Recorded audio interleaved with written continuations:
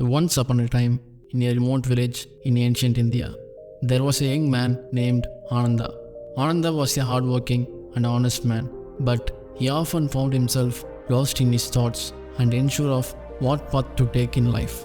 One day, Ananda decided to seek the advice of a wise Buddhist monk who lived in a nearby temple. The monk welcomed Ananda and listened carefully to his concerns. Ananda said the monk, "The answer you seek is within you. You must learn to listen to your inner voice and trust in your own intuition." Ananda was puzzled, but how do I do that? He asked. The monk smiled and told him a story. There was once a man who lived in a small village at the foot of a great mountain. One day, he decided to climb to the top of the mountain to seek the advice of a wise sage who lived there. The journey was long and arduous, and the man encountered many obstacles along the way. But he pursued and eventually reached the top of the mountain. When he arrived at the sage's hut, he found the old man sitting quietly, staring off into the distance. The man waited patiently for the sage to acknowledge him, but the old man remained lost in thought. Finally, after what seemed like an eternity, the sage turned to the man and spoke. "I have been waiting for you," he said, "but you must first tell me what you seek." The man thought for a moment, then replied, "I seek the answer to the question, how to find my truth path in life." The sage nodded and said, "The answer is simple. You must learn to listen to the voice within you." The man was confused, "But how do I do that?" he asked. The sage smiled and said, "Close your eyes and listen. What do you hear?" The man closed his eyes and listened carefully. At first, he heard nothing but the sound of his own breathing. But then, slowly but surely, he began to hear a small, still voice deep within him. It was a voice he had never heard before, but it was unmistakably his own. And as he listened, the voice grew stronger and clearer until he knew without a doubt what he must do.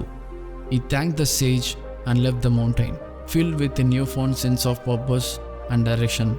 Ananda listened to the story with rapt attention.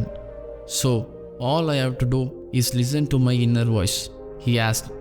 The monk nodded.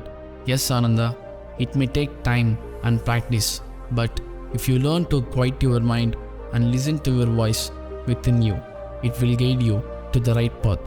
With these words of wisdom, Ananda left the temple and began his journey of self-discovery. And as he walked, he listened carefully to his inner voice, knowing that it would lead him to the right direction. Days turned into weeks, and weeks turned into months. Ananda continued to meditate and practice listening to his inner voice. Gradually, he began to feel a sense of clarity and purpose that he had never felt before. One day, as Ananda was walking through the village, he came across a group of farmers who were struggling with a problem. A plague of locusts has descended on their fields, destroying their crops and threatening their livelihoods. Ananda listened as the farmers explained their situation, and he felt a strong sense of compassion for their plight. He closed his eyes and listened to his inner voice, and soon he had an idea. He suggested that the farmers try planting a certain type of herb that was known to repel locusts.